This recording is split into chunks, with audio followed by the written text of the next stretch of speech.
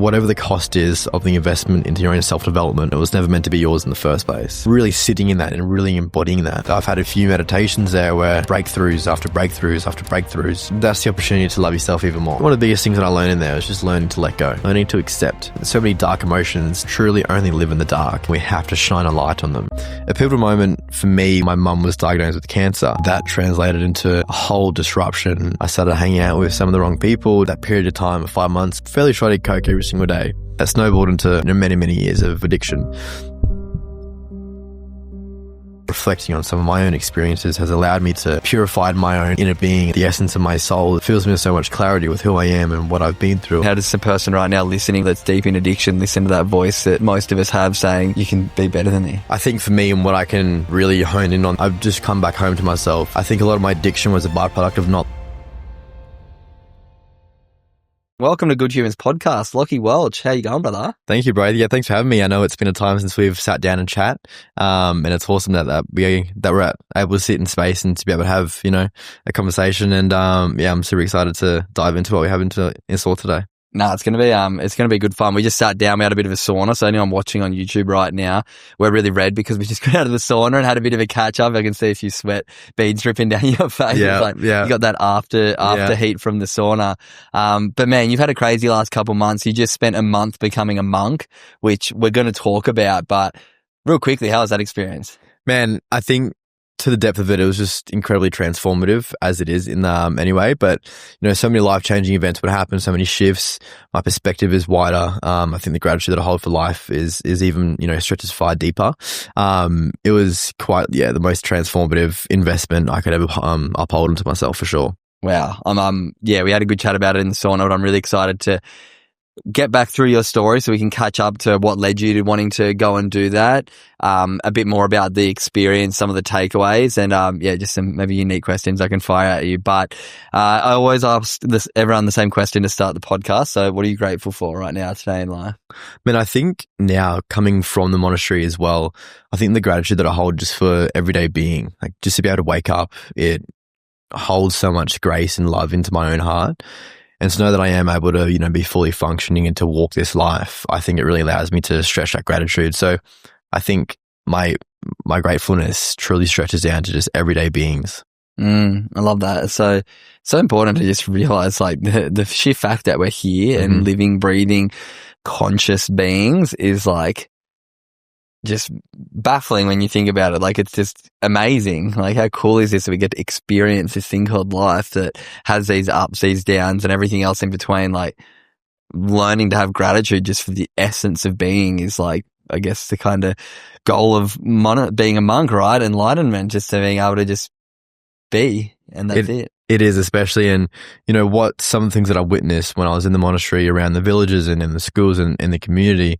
Some people have so little, yet are so grateful. And if I really took that and encapsulated that into my own heart, and I think now that I operate in a way of just stretches so much gratitude of literally waking up, being able to have a morning coffee, being able to feel the sun on my skin, being able to feel the breath of air. I think that in itself can translate into so much gratitude.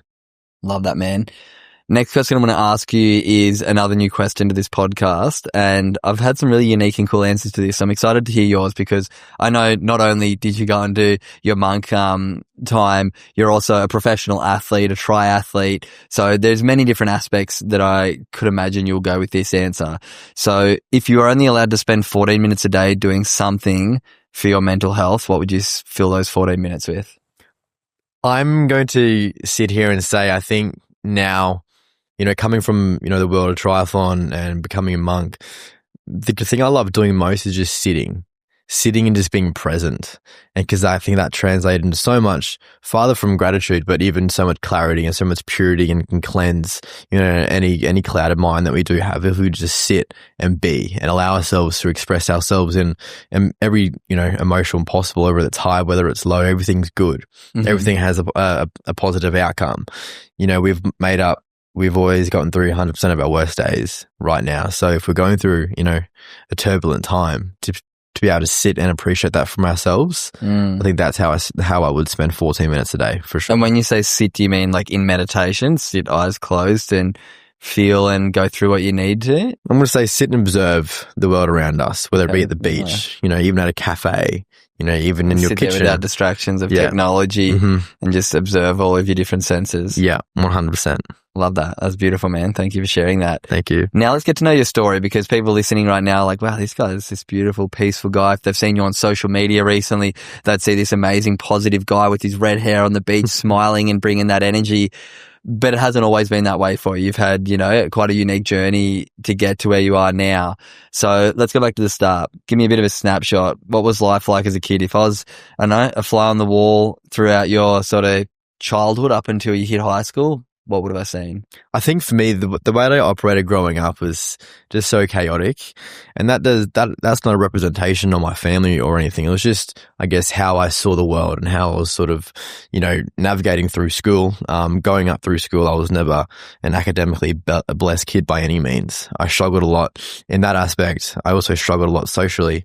I was the bully for a lot of years, and I was also bullied too. So I think feeling that dual edge of the sword, sort of sent my mind into a spiral of chaos and wanting to seek validation and wanting to seek a lot of reassurance from the people around me. But my family have always been loving. We're a very tight-knit family. They're the most beautiful people in the world. So I think growing up, they did the best they could with what I was doing and, the way that I was operating. I was never, good socially, like I said, and my behaviors were, very up and down. I was constantly getting suspended and expelled from different schools, and I was just very chaotic. I didn't know who I was or what I wanted to do. But I think growing up, I always wanted better for myself, but I just didn't know how to get it. Mm-hmm. And so throughout, my years of, growing up, there was definitely some times where I just didn't feel like I fit in. So then I'd act out to get that reassurance and all that sort of stuff. And I think, schooling years was never a fun time for me by any means. And that meant my family had to, spend a lot of time and money on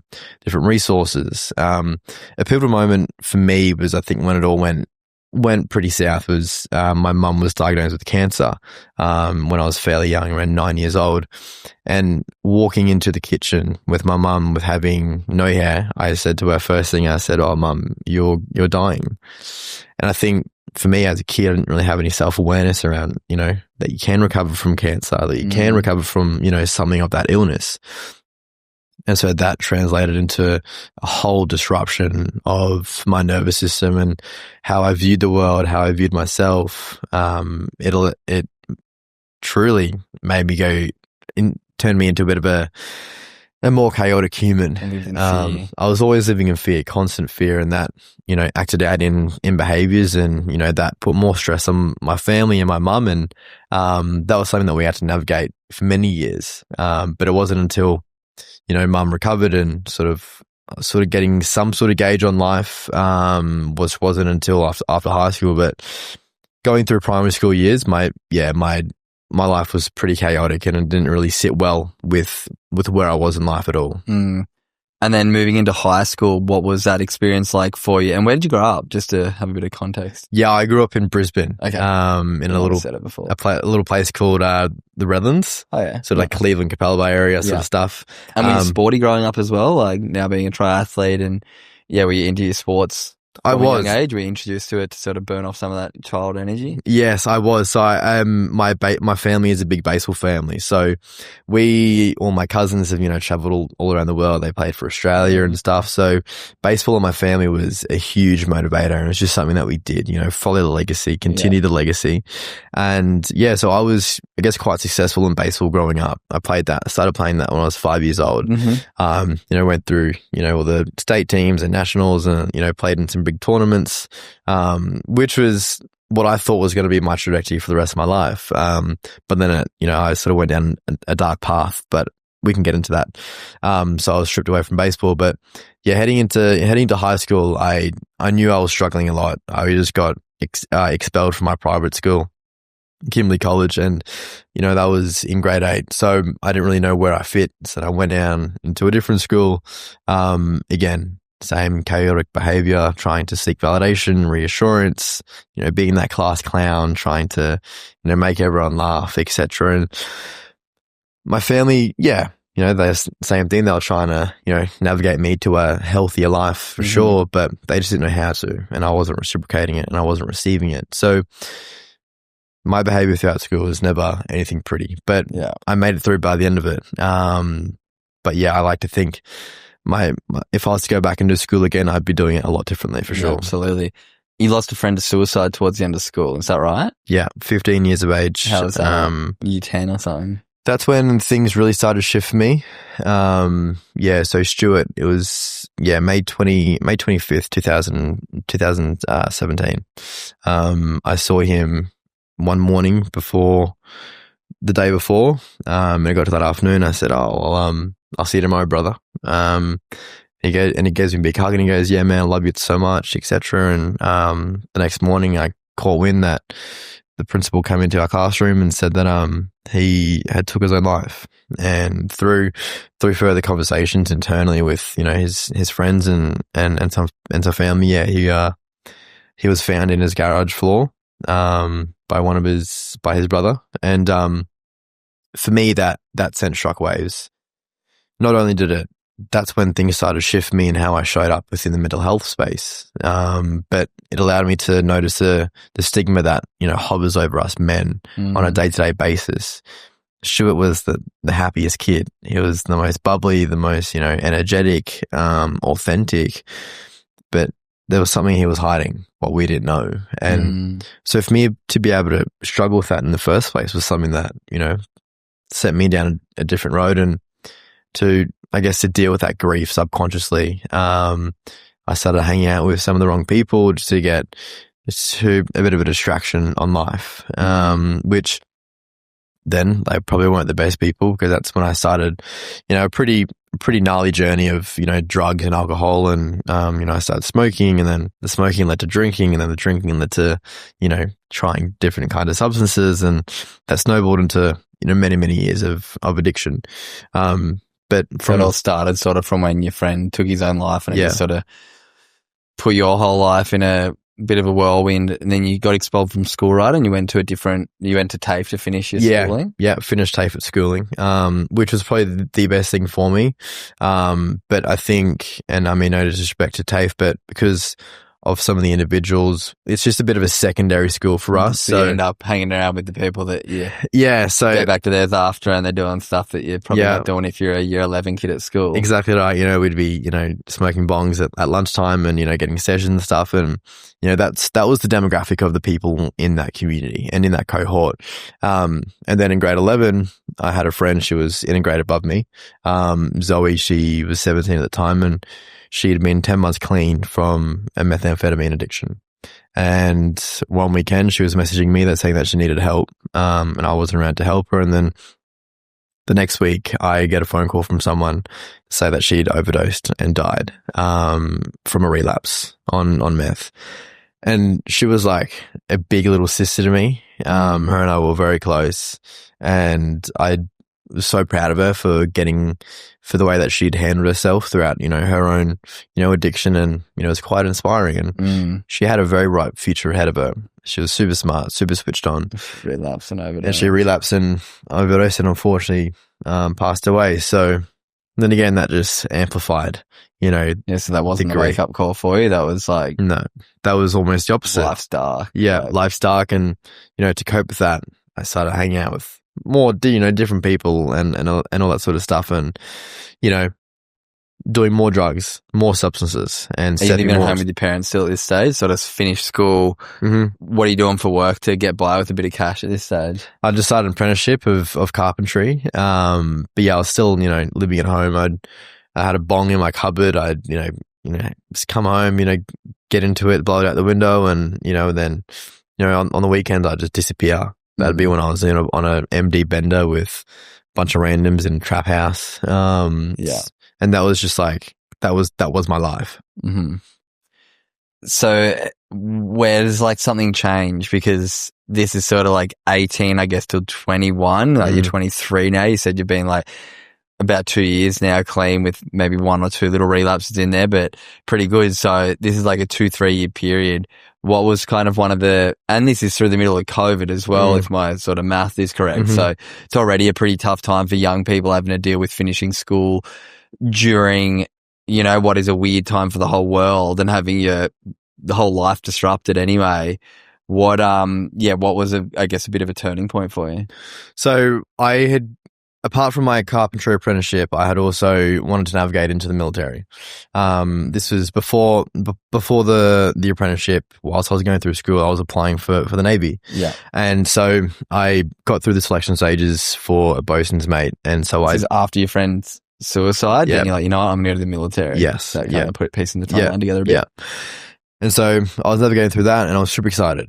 Growing up, I always thought I was, wanted to be someone in service, and being a You had kid. the inner good human in there, and you sort of alluded to that before, but just didn't know how to get there. Exactly right, man. And so that was one thing that I navigated into, and I got accepted. But I was freshly 18, and I was driving home from a party, and I was blind drunk.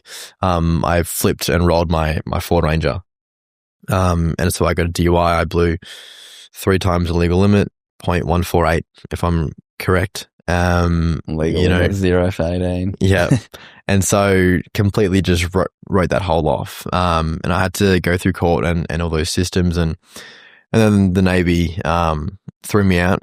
Again, that was another catalyst of complete destruction again. Yeah. My whole life has just been stripped away from me from a friend died, didn't get into the army, another friend died, yeah, it was like my whole world was just crashing together. And why is life doing this to me? What have I done to deserve this? Huge victim mentality.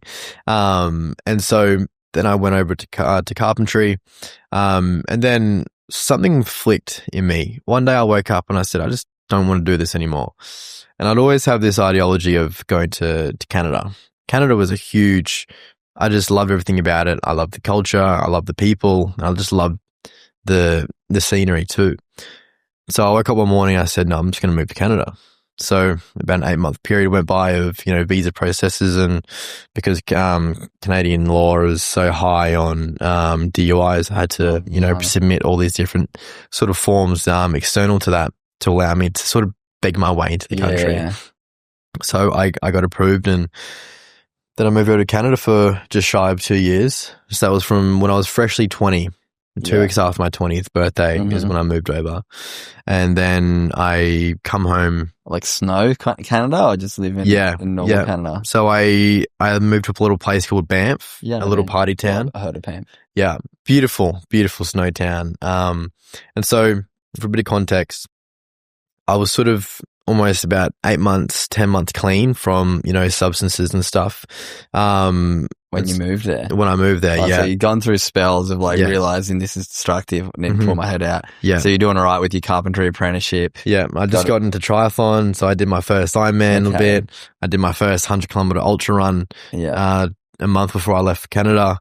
So I was already had this, fitness base, and I was, planning on doing all these races around the country. Yeah.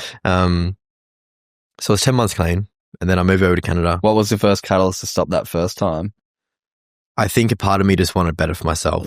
Yeah. Okay. Which eventually... And that was kind of after the DUI, or you kind of had a year after the DUI, and then you went, no, I'm going playing for a year. Pretty much. It was when I moved to the Gold Coast. Yeah. About, 5-6 years ago. Yeah. So around the 19 mark. Yeah. And that's when I separated myself from those people. You were good for a bit. Yeah. Yeah. Then I was like, let's go to Canada and, really live it up, enjoy myself, get some snowboarding in. Little did I know I was going to have the worst relapse I ever had in my life.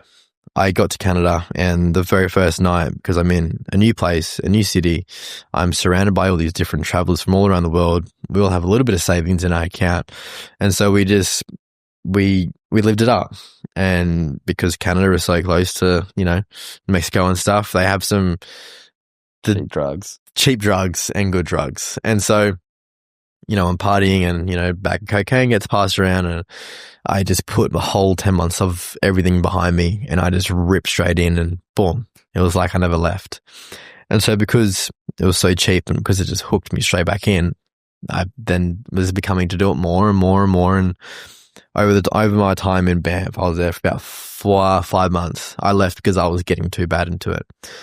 Over that 5 months, it took me, 2 weeks to get back into a solid addict phase, if you will. I was snorting, 2 grams a day almost. And, if I'd go on benders, Were you working there as well a little bit, like bar work and then? Yeah, just working at a hotel doing maintenance and stuff. And, in between room calls, I'd have an 8-ball in my pocket and I just do bumps down the hallway. And, I thought I was the man. Yeah. I thought I was, living it up.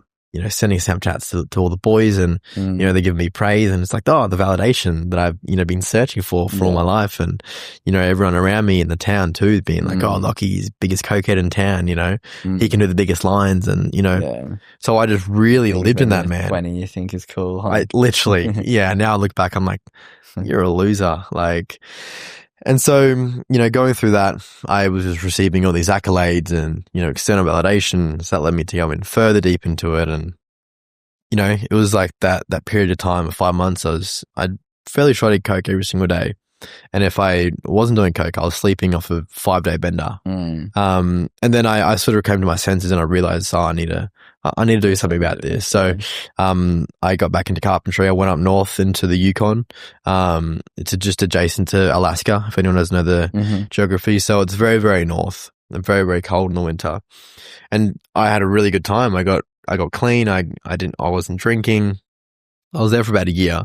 And so it was the best time of my life. I did a lot of traveling around there for work. I worked on a lot of big projects. And it was just like the real Canada experience I was looking for. Yeah. Snowboarding before work, snowboarding after work. We'd jump on the snow sleds. We'd go bush bashing on them, ice rinks, public ice rinks, ice hockey after work. Just really living it up.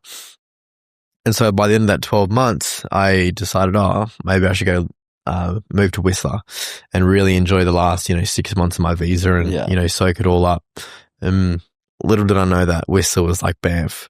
But of course, you tried to convince yourself it wouldn't be. Yeah, 100%. I'm sitting there on the plane there and I'm really excited. I had this really good job lined up. And I told myself I'm smart. I'm better than that. I've learned from that. I've grown. Yeah. But then a little part of me in the back of my head said, but you're still only 20. You're only 21. Yeah. Go and live it up. Then when I got to Whistler, it's like the whole 12 months behind me went by. So I started to lean back into all the partying and into all the drugs and all that sort of stuff. And I got about 2 months into Whistler and I just woke up one morning. I'm like, I just don't want this anymore. Like just had a 3-day bender, hadn't slept at all, going to work on no sleep. Like it just wasn't what I wanted. Yeah. And I knew that I'd grown from it and that my life was going to be seen far greater than just being a cocaine addict. Yeah. Between, my time in Canada, I had some pretty gnarly overdoses too. So they were catalysts too to, recognizing that I'm either going to end up in a different place if I continue like this. And so having those experiences and then coming back to the place I fought so hardly to get out of, I wanted to leave. So I just booked a one-way ticket back home. I come home and, I thought I was going to restart my life again, but because I hadn't seen all my old mates for the last 2 years. And when you get back together, beers are flying and, coke's flying again and tried to escape and you can get back into it. It was this whole, revolving door of just, continuously going back into the same room. I'd leave for a month and I'd come back, bang. And so I spent about another 9 months on a trajectory of getting back to that place and finally got myself out of it. Now I'm in a place where I don't have any contact with all of them. And I started to get back into triathlon. And so, I've been home for now about 2 years, 2.5 years almost. And, I've gotten myself back into triathlon, truly changed my whole life around from where I was. Yeah. The last sort of period of time has just been a whole different chapter in the best way possible. So, it was about, 6 or 7 years of pretty gnarly, drug addiction. Man, thank you so much for sharing and being so open and honest and vulnerable, because I know there's parts of your story that I can relate to. I know there's so many people who'll be listening that'll be able to relate to it. But what I love about your story is that you have the internal strength to actually stop for periods of time. I feel like so many people are just caught in that perpetual, like throughout your story, there's the 10-month and then back into it, and then the 12-month in Canada, then back into it. So first of all, I just want to ask, how do you, what's the thing that makes you go, all right, I got to stop now? And then what's been different about this 2-year stint, that's hopefully sort of, forever now, or, at least a very rare occasion. It's not like a relapse of going on a week-long bender. It might be like a party once a year. You're like, oh, you know what? I've confined the control to enjoy the things that I clearly have some sort of enjoyment with, but it not completely take over and be my whole life. So I guess the question is, what's been different this year, and how do you listen? How does the person right now listening right now that's deep in addiction listen to that voice that most of us have saying, you can be better than this? I think for me, and what I can, really hone in on this is I've just come back home to myself. And I think a lot of my addiction was a byproduct of not loving myself. The addiction was a byproduct of, feeling that void of not being good enough, feeling the void of wanting that validation, but rather becoming my own best friend and not needing that as much, or not needing it at all from an external point of view. For me, I think when I get locked onto a goal, I get really focused on it, and that's all what's in my tunnel vision. And so if I have that goal in front of me, then I'm not thinking about all the external things what I know is going to give me, less than favorable mental health as I navigate through that. And as I sort of go back into, if I was to go back in the situation that I have gone back into, some slip ups here and there, it's been because I haven't had a goal in front of me. I've been lacking the self-love that I know that I deserve. And I've been lacking the self-gratification of what I know that I can give myself. And so I think for me, the last, I've been clean for how long I have been now. It's purely it's been the byproduct of me knowing who I am and me knowing of the trajectory of what my life to look like, and really living in the purpose and in the present moment. And so not allowing myself to, fall into what aren't I doing, or I'm not good enough because I'm not receiving this yet. Yeah. But, having patience for what I know is going to come for sure. Yeah. I love that, man. Thank you. Thank you for sharing that. What I think, comes up there is this idea of having like a goal and something to work towards, and that obviously has been triathlon for you over the last couple of years. So do you want to talk to me a little about why you love triathlon and sort of your journey and your success recently in that? I think for me, triathlon has been, not only has it been such a strong, it holds a very special place in my heart because it's something that I relied on and something that I lent into when I was feeling like a relapse, or when I was, feeling like I wanted to go on a bender. I'd go out for a run instead. I'd go out for a swim or a bike ride. And so I think just how the way the sport operates and, the depths I can get to within my own, inner being of the hurt locker and not wanting to show up, but I do anyway, and having that discipline around those three sports. And the reason, the camaraderie and the community around triathlon is far greater than any sport I've ever experienced.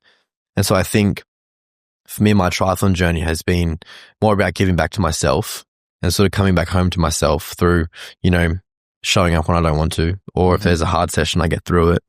The way that I feel after I've just, had a PB, or if I've, winning a race, that fills me with so much joy, and I just want more of that. And so it's like replacing a negative addiction with a healthy addiction. And I think that's what so many people lack of, is they continuously lean into negative addictions. Whereas if you just come out to something positive, then you'll start to notice the negativity sort of loses its grip within your own self. Yeah.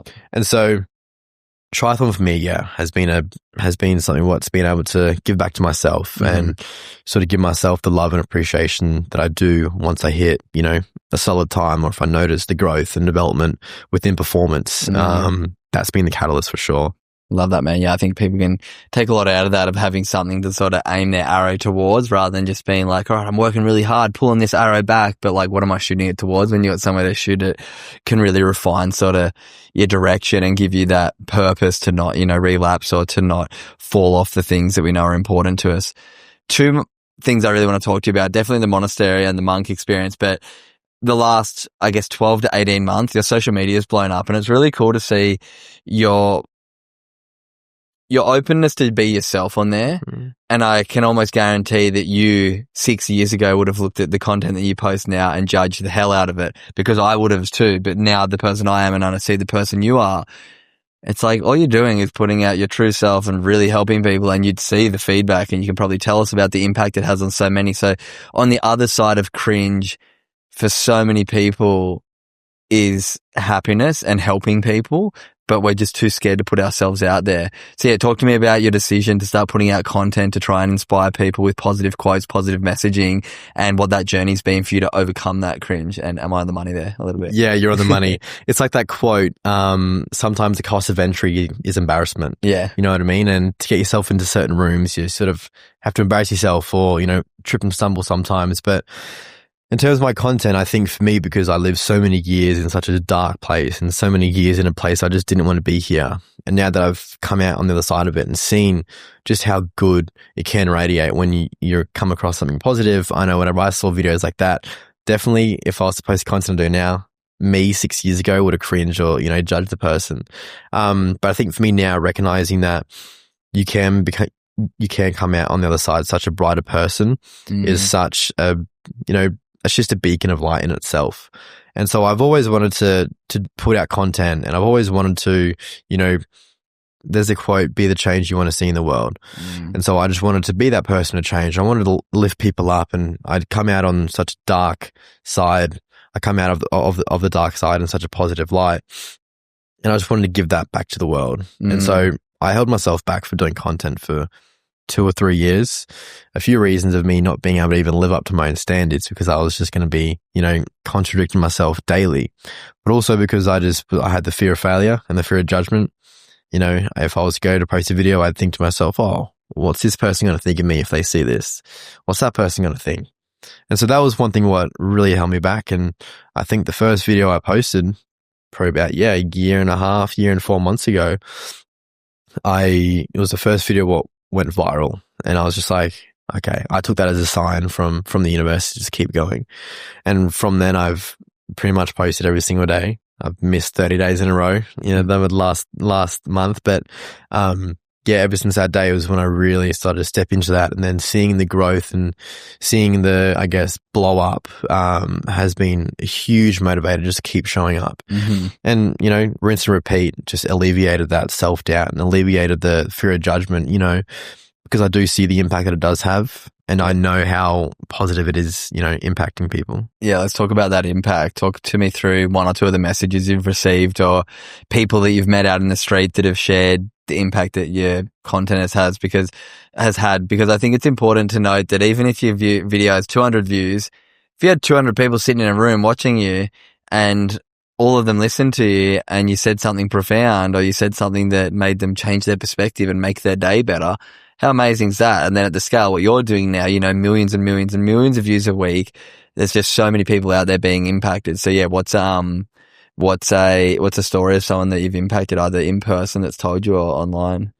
Yeah, a lot comes up when you say that, man. I've had some incredible messages, but there's probably two which stand out. One was on TikTok, a girl who lives in country New South Wales, lives on a farm, so very, very secluded. She struggled a lot with anxiety and depression, and she sent me this huge message. It took me like 5 minutes to read it.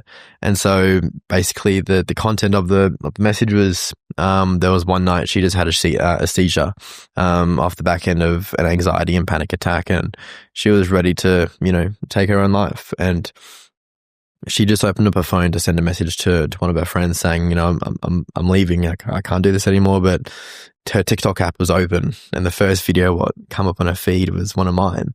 And so she watched that video and she just sat down and started crying, and she just continued to watch it on repeat for about 20 minutes, and then just really sat in that video and just let what I was speaking on really impact her in a way which allowed her to step out of that mindset of wanting to take her own life.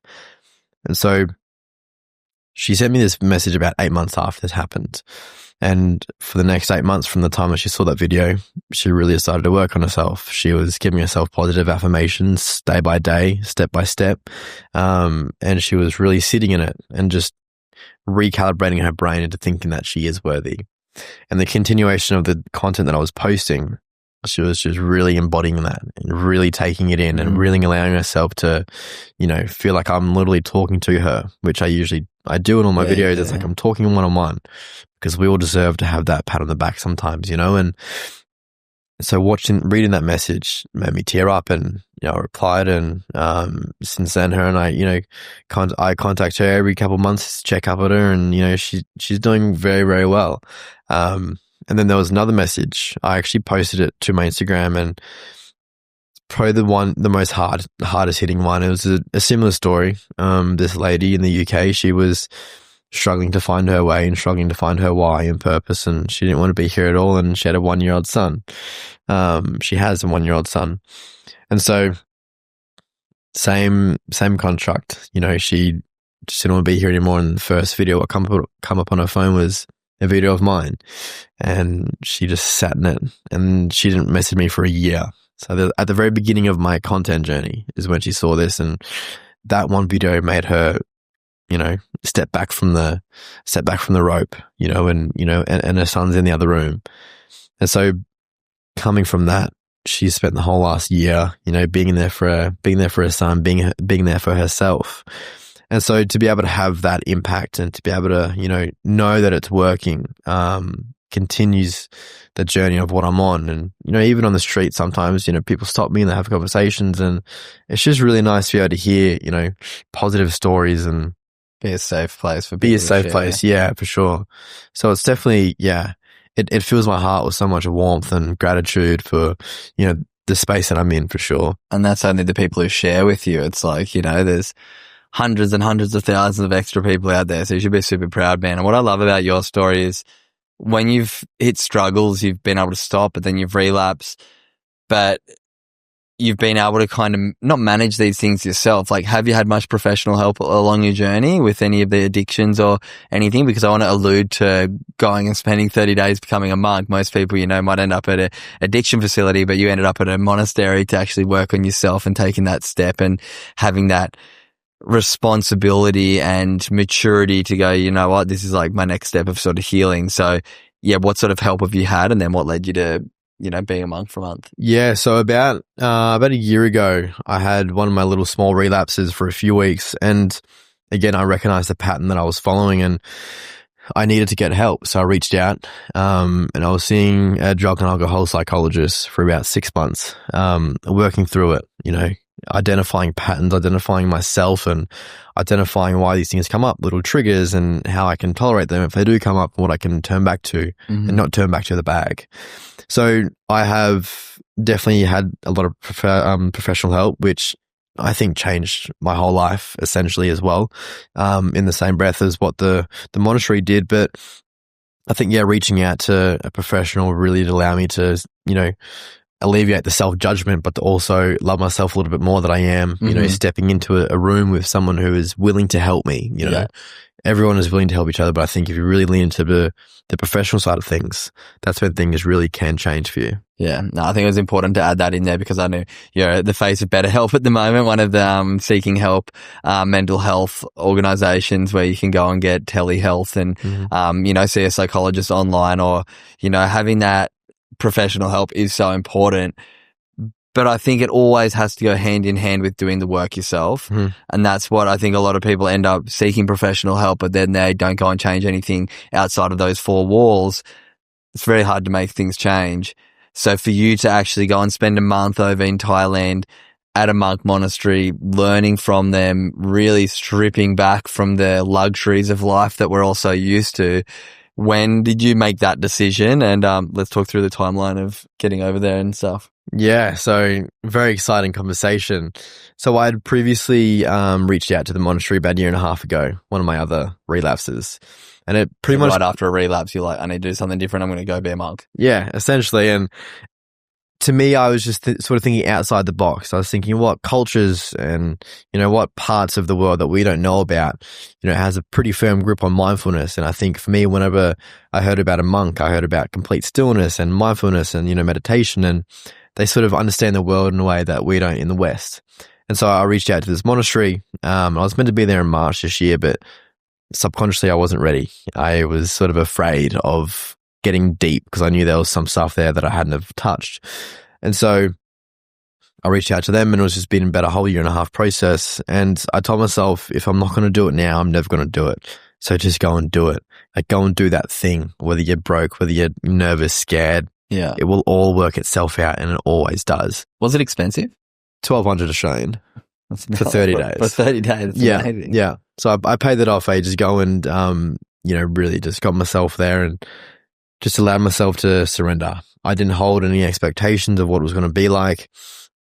I didn't do much research on the monastery or the temples or the monastic life. I just wanted to go there. You took a month off work, and yep, I'm not going to be back for this. Told all your friends, family, I'm going to be offline for a month. And rocked up in Thailand, start of October? Start of November, yes. Start of November. So I went there with, the only intention was to explore my vessel which inhabits my consciousness, and to allow myself to go to depths that I haven't been before. And you've done quite a bit of meditation before, started to get into your mental health practices with your positivity content, with your triathlon work, trying to really take better care of yourself. You've been doing a bit of mindfulness, but wanted to take the next step. A fair bit of mindfulness. I was doing a lot of breath work, and that translated a lot into my own, perspective and mindset and stuff. So, but I hadn't have meditated as long as what I was doing in the monastery, of course. But, to be able to sit in that monastery and, it was a bit of a shock to the system for the first week. Yeah, talk me through first day. You rock up, middle of Thailand, car takes you into a temple, way into the jungle somewhere. And there's 6 monks. Yeah, so essentially and then 30 of you going, what'd you call it what's it called? The month-long thing? It's called I Monastery. It's called the Monk Life Project. The Monk Life Project. Yes, it's based in Chiang Mai in Thailand. A beautiful setup, beautiful monastery, beautiful temple. So we rock up and they firstly take our passports, they take our phones, no contact, etc. And then you sort of meet all the other lads. There was 20 other people in my men and women. Only men. So women aren't allowed to be monks. They can only be nuns. In Thailand anyway, they phased out allowing women to be monks about some 100 years ago. Okay, wow. And so we all met each other. There was 20 people in my ordainship in my program, and there was about 6 to 8 senior monks. Some of them have been there for 30 years, some been there for 20, some been there for 10, some been there for 8 months. And so they walked us all through it. They took off our luggage. They gave us our, so when you ordain is when you get the orange robes. So you don't qualify for them, so to speak, until you do the ceremony. Yeah. And so the ceremony takes a lot of practice. So we were given just, cotton pants that we just wore before we were allowed to, ordain. And so for the first 4 days, we just got familiar with all the learnings. We started to learn Pali. So in the monastic life, we all communicate in Pali. When we do chanting, when we go to the ceremonies, a lot of the communication is in Pali. It's not in Thai, actually. So learning Pali and learning our parts of our ordination. So when we go to the temple with the preceptor, you can communicate in Pali with what you need to be able to, you have a piece of paper basically, and you could read off So you had to memorize it all? To memorize it all. Yeah. So it was about an hour long process for the whole ceremony. So we spent... You had to memorize a whole hour of things that you had to say. In different languages. Yeah. In a whole different language, and a very strange language. Fail, or could you look at it if you were... You had a few goes, but there would have come a point where they just said you don't qualify. So you got 3 days to sort of practice to make sure you pass it. Essentially, yeah. Getting in the door, basically. Essentially. How'd you go with the remembering? I actually aced it on the last day. I was very shaky, obviously, very nervous and stuff, but, you just memorize it, rinse and repeat. You just embody yourself into the language and memorize it word for word. And so we had our hair clipping ceremony on day 4. And that ceremonies over there are more meaningful than weddings, especially when you ordain as a monk. And the hair clipping ceremony, that's second to the ordination. Ordinations are larger than weddings in terms of cultural experience, in terms of family coming together. It's the be all end all. It's a huge deal for them, which is so beautiful. Yeah. And so we had our hair clipping ceremony. So we practiced shave all the hair off your head, off your eyebrows, mustache, hair, everything. And so you do this. We did a routine for about 2 days beforehand. Really getting it, because it needs to be perfect. Because being monks, you're very mindful and you're very aware of what you do, so you can't mess up. Otherwise, you're a bit of an embarrassment to the monastic life, and they take it very seriously. So what, the first 3 days you're learning like these 200 rules or something, right? Yeah, learning the precepts, and then you're learning all the Pali chanting. Give us a few of the precepts, because you're telling me before, like, no stepping on an ant, no. Yeah. So as a lay person, as you and I are right now, we should be following 5 precepts. So that's no sexual misconduct, be mindful of your speech and the way you interact. No eating after 1 p.m. Just sort of little things like that. Well, as us, we should be. Yes. Looking through it as a Buddhist lens. Okay. And then, so complete celibacy. If you want to go full monk. Full monk, you turn into 227 precepts. Okay, so it's like almost Buddhism is the 5, and then... Yeah. And then being a monk is like 227. 227 different rules. Precepts you have to follow. And so, yeah, like I was saying in the sauna beforehand, being mindful of where you step. You can't make a noise when you're eating food. You can't eat food with the mouth open. When you bring a spoon to your mouth, you need to sort of hold your mouth over the spoon and not hold it and not open your mouth beforehand. All these different things in the way you look at people. You can't look at someone with lust. You're not allowed to look at someone with resentment. You're not allowed to, step on an ant. If you see something, you have to move it. Everything is clean and tidy. You need to have, all these different tiny things. You need to meditate a certain way. You need to be able to sit in space a certain way. Mm. And so every single night, monks, we have a thing called confession. And so we sit down in front of, it's called our Uso. And so there's someone who's older than Bante, sorry. So your Bante is an elder to you, and so you confess to them. And again, it's all in Pali. It's about a 5-minute process, and then whatever you break that day, you're relieved of. But if you break sexual misconduct, then you have to derobe, because that's one of the biggest things that they align with. Or if not, you get sent to a monk jail. And so, and that's in sexual misconduct towards another person. What about like masturbation or anything? Is not that allowed to? Yeah, Also. total celibacy. Yeah, you're not allowed to have anything like that. And even if you have a lustful thought, you got to confess that, because that's breaking a precept. Mm-hmm. And so, there's all these different avenues we can go down with Buddhism and monk life. But yeah, so for the first 4 days, you're sort of learning some of the precepts, really embodying them and sitting in them. Your next 20. Becoming very mindful of the way you speak, the way you eat, the way you interact, your hand gestures, your thoughts, allowing them to, be still and letting go of all attachments, letting go of the suffering that we hold in ourselves. And then day 6 is when we have the ordination ceremony. It's a huge thing. It's about a 5-hour ceremony from start to finish. So ordination's like you're becoming a monk now until the derobing ceremony. Yeah. And you have to abide by all these rules from now. Yes. And so all these different monks from all different temples come to this one temple. There's about 30 monks, 30 senior monks inside the temple we were in, they sort of have like a guard of honor almost sort of thing. So they're lined up on the side of the temple, and us being new monks, we go through the middle, all in prayer, and then you get on your knees, you chant, and you sort of communicate in Pali, and then you get gifted your robes, and that's when you're a monk, and that's when everything changes for you. So one of the biggest things with Buddhism and in Thai culture, if you're a monk, you're pretty much the Holy Grail. So if you were to come in contact with the king has to bow to you. You don't bow to the king. And so you're allowed to give the king a blessing. The king can't give anything to you. So you are this figure, this beacon of, I don't need anything from anyone and I am happy. Yes. And so they look up to the monks with such grace and such gratitude. And I was walking down, even just outside of the temple. You're not allowed to do a lot of walking. But when you're in the community, people bow to you. Walking down the street, but you aren't allowed to bow to them. You can't say anything to them. It's like you're this walking figure of, God essentially walking down. Yeah. We stopped off at a 7-Eleven. This is just a bit of a story.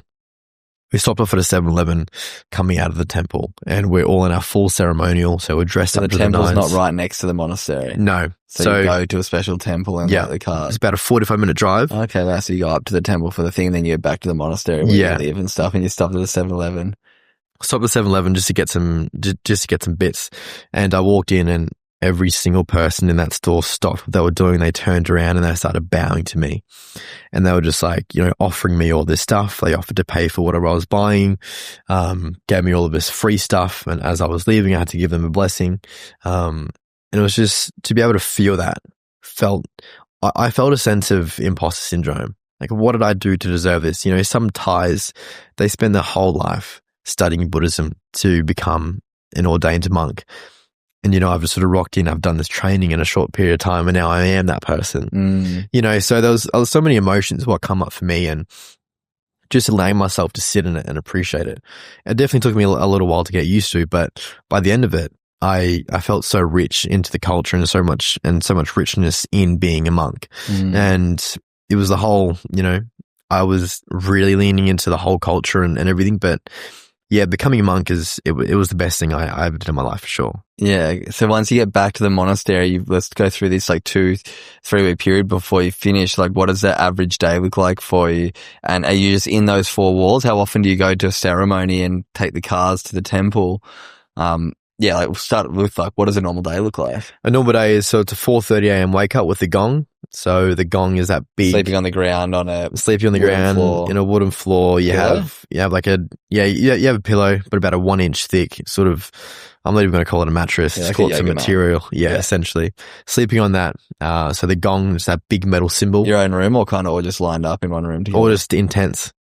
Intense Lined up in a row. Yeah. Like your own tent? Little 2x2 tents. Yeah. Oh, nice. Yeah, tiny little things. And so the gong would get hit. It's that big metal symbol. And so they'll be hit 3 times, and then you have half an hour to get dressed, to have your ceremonial gear on, and then you get into the meditation hall and do your morning chanting. So you chant for about 20 minutes, and then you do your blessings to the Buddha. So in every single part of the monastery, we had a statue of Buddha. So we had to bow 3 times, we had to give blessings to the Buddha, receive blessings from the Buddha, and then we continue our meditation. It's about a meditation, about an hour and a half. And then you get out of that, and then you do your chores for 45 minutes, which is like sweeping leaves, walking through the monastery, your laundry, you know, mopping, sweeping, etc. And then you have your breakfast for about half an hour. And then you sort of have your little free time. A lot of us in the monastery would just sort of sat in our own little spaces, journaling, reading, sitting and being. Some people would meditate further. And then our next session would be at 9:30. And that would be a lecture from one of the teaching monks about Buddhism and ancient Buddhism. Also about just like monk life teachings and how people can embody them into your life and what it means to be a monk. You know, cleansing and purification and, you know, letting go and acceptance and attachments and, you know, all channeling it further to not have any attachments to alleviate all of our suffering. So we'd have 4 lectures a day like that. And then after our lecture, like 9:30 or 10:30. Yeah. And then and then we meditate for about an hour and a half. After that, we have our lunch, final meal of the day. As a monk, you're not allowed to eat past 1 o'clock. But then if you do, you have to confess. I did a lot of confessing after eating after 1 o'clock. He just did. So Lockie just finished world champs for triathlon and then went straight to a month-long monk camp where he can't eat after 1 p.m. So he told me off air, and I'll confess for him that his confessions were filled with saying he was snacking. I was snacking a little bit. I was a little bit. I was a little bit rogue. Some cereal bowls of oats were getting around for sure. But yeah, and then, you know, 2:30 would be our next session. Again, another lecture, another hour and a half meditation. And then you go and do your thing for an hour and a half. I would do a lot of yoga, or there was a small gym. You can lift some, you know, tiny weights, although monks aren't allowed to do any exercise. Or I just go for a bit of... They don't do yoga or anything? How do they maintain... Yeah, so we're allowed to yoga. Yoga. That's the only thing I'm allowed to do. Yeah. So because I'd sort of go insane if I don't do any form of exercise. So there was about a 5-kilometer walking loop. I just take myself out and just go for a bit of a walk, sort of ease the mind and come back to if my mind was, you know, wandering, or if I was thinking about something else or someone else, and just come back to the whole experience of, you know, being a monk. And so we would sit in that space for about an hour and a half after our 3rd session. And then we go into our evening session at 6. And that would be about half an hour of chanting. And then again, we'd have a lecture about an hour. And then we meditate for about an hour and a half. Come out of about 9:30, and then bedtime and rinse and repeat. That was 7 days a week for 3 weeks. 30 days. 30 days? Yeah. Because we practice all that whilst we were, from day one, that was our regimen. Oh, you're still doing that before you got the robes and then in between our sessions, we were studying the language and memorizing the script, for the ordination. So yeah, from day 1 till day 30, 16, 17 hours a day of just that. Yeah, wow. Total stillness. So many things came up, triggering old anxiety wounds, allowing that to really evaporate in meditation, and just uncovering layers of the onion I didn't even know were there. For me, it was transformative, and just like the way I'd like to describe it is, I think life is like a bit of a crystal ball, but previously the crystal ball was never made. It was just a patch of sand. So the rough and refined have to go together. And so when you think of a crystal ball, you think it's perfect and, so circular and, reflective and stuff. Once upon a time, it was just a patch of sand. But over time, through self-nurturing and self-love and, giving it the love that it needs to and letting it sit and cool down whilst it's being heated up.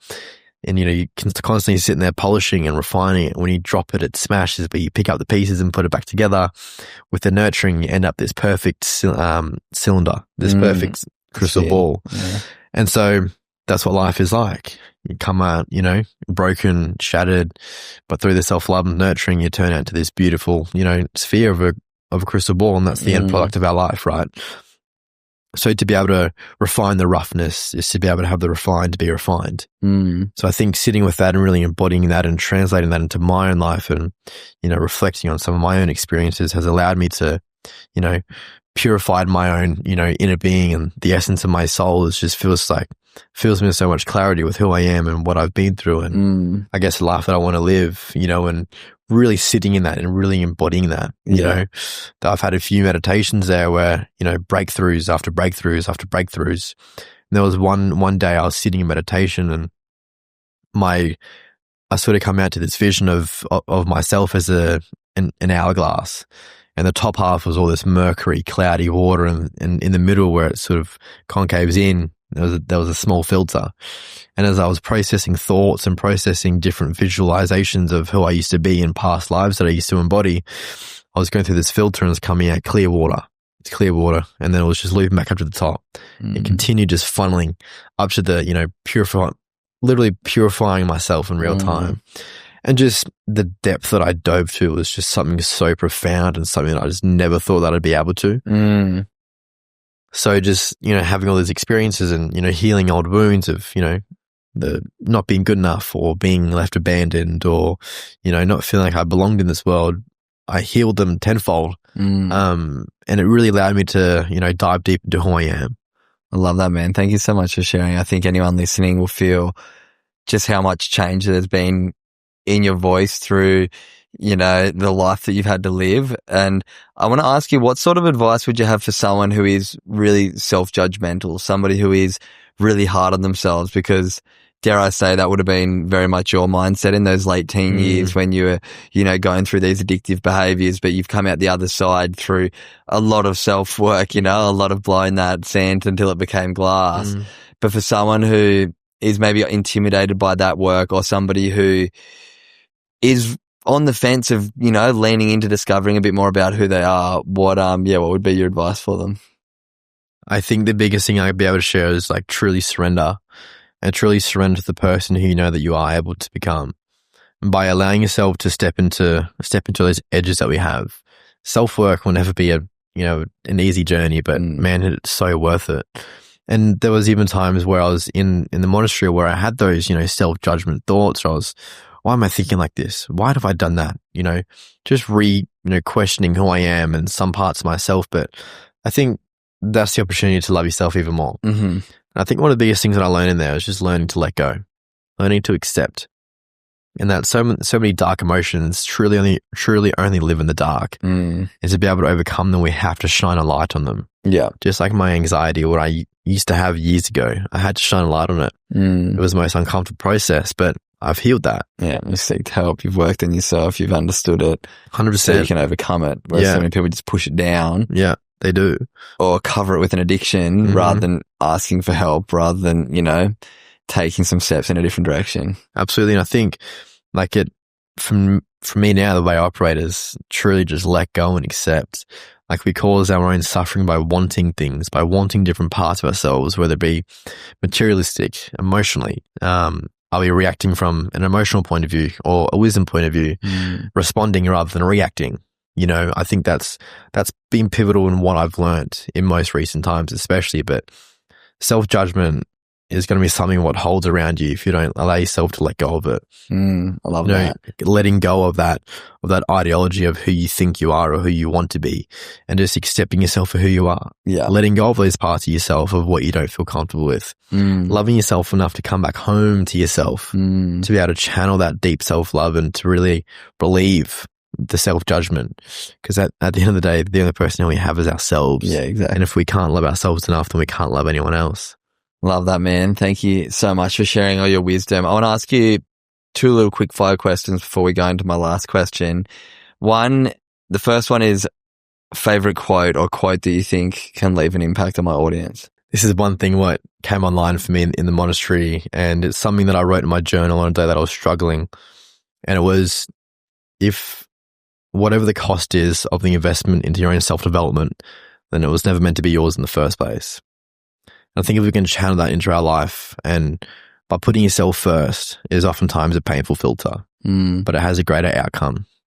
And so I think to be able to sit in that and to learn to let go of anything or whatever it is, and to be able to come back home to yourself through recognizing that by putting yourself first is the greatest form of self-love. I think that will be pivotal for your audience. Love that. Thank you. The next one is, what is one resource? So it can either be a book, a podcast, a documentary, something that you've consumed that's had the biggest impact on you.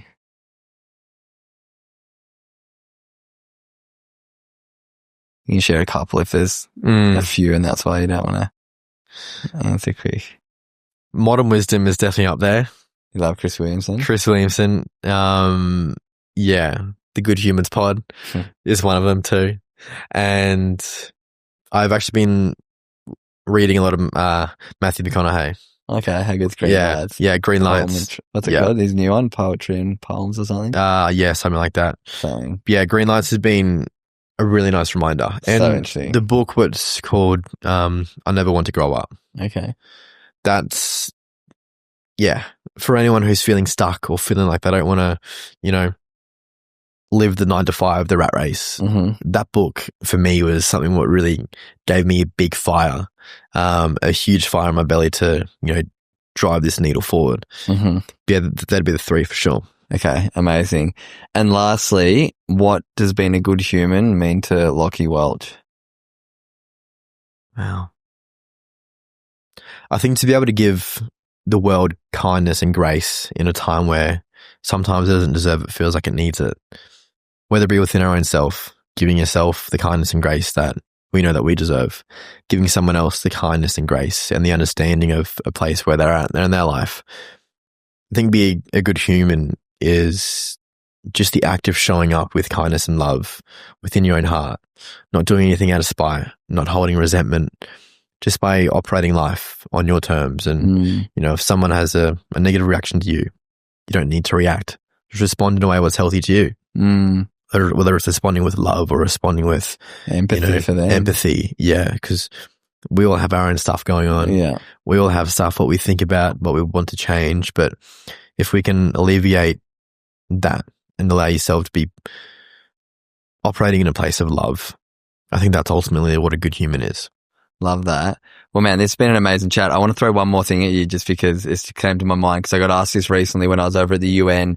I spoke on the World Health Organization, a little panel thing, and their question was, what does peace mean to you?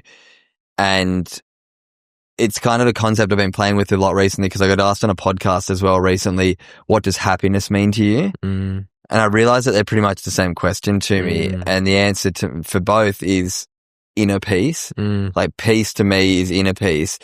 People answered the question with, peace to me is like lack of conflict. Peace to me is lack of this. And then I just was thinking about it. And I was like, to me, it's like inner peace. You can be in Australia, in one of the most highest socioeconomic countries, but one of the most highest prescribed anti-anxiety and depression medication. So the location quite often doesn't necessarily we're actually more depressed than a lot of third world countries statistically. So I was like, inner peace is the most important thing, because if you can be, living in an absolute struggle externally, but internally you've found inner peace, you're in inner peace. If you're living in a place that's magic and perfect like Australia, but you're struggling with addiction, with self-worth, you're in hell. So yeah, what is that sort of little line of what I was just sharing? This happiness to me and is inner peace. How does that feel to you? I think for me, man, truly acceptance. To me, holding the inner peace that I have now is truly just being able to accept. Being able to accept. It is, man, and acceptance will set you free of all suffering. When you accept, you learn to let go. When you descend, you're able to transcend. And so I think for me, that is quite pivotal. And for so long, I really resisted acceptance for everything. The person who I was, the lifestyle that I was living, I just wanted to, gain more chaos and more destruction. But I think now that I can just accept my life for what it is and accept everything what's happened, I've been able to let go. And that inner peace. The downstream to that is being able to find inner peace. Like there's nothing in this world what can bother me. Yeah. Coming out of the monastery, I haven't gotten angry at all. I haven't had any, self-doubt. I've had a little bit of self-doubt thoughts, but I haven't been conflicted. I haven't, I've just been able to let go. If something happens, someone cuts me off in traffic, it's all good. If something doesn't go my way, it's all good. Something better's on the horizon. Yeah. One door closes and another one opens. And I think I've been able to finally embody that after years of, wanting to have so much control and so much,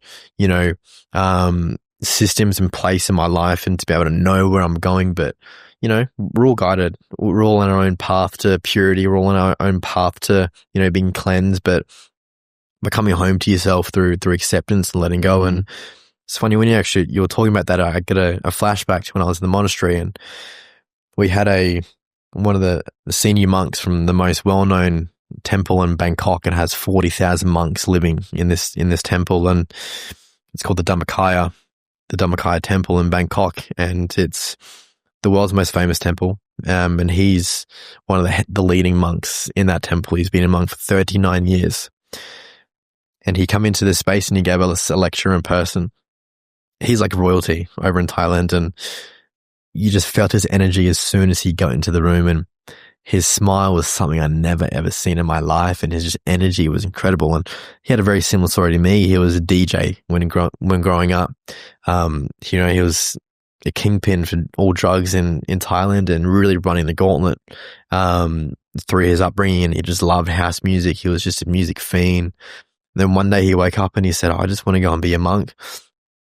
Since that day, for 39 years, he's been in a monk and been living that life. And I asked him, I sat for the whole session wanting to cultivate and script up the question, was just going to drop a bomb. And I asked him after 39 years of exploring his inner being and his vessel, and to be able to have so much awareness on life and what it brings and what it means to be happy and have inner peace, what has been the greatest form of transformation that you have allowed yourself to embody through the discovery of who you are and what life brings? What would be the one biggest golden nugget that you can give to us so that we can take away into lay life? And I'm sitting there thinking of this. I'm going to get this, 10-minute speech on, how life should be lived, etc. And he looked at me, he smiled, he pretty much laughed and said, acceptance, just accept. And I sat there and I was like, it just slowly just started to hit me. Just accept everything for what it is. Accept everything for what it isn't. Accept life for life, accept who we are for who we are, not for who we think we should be or, what we think that Instagram post is telling us.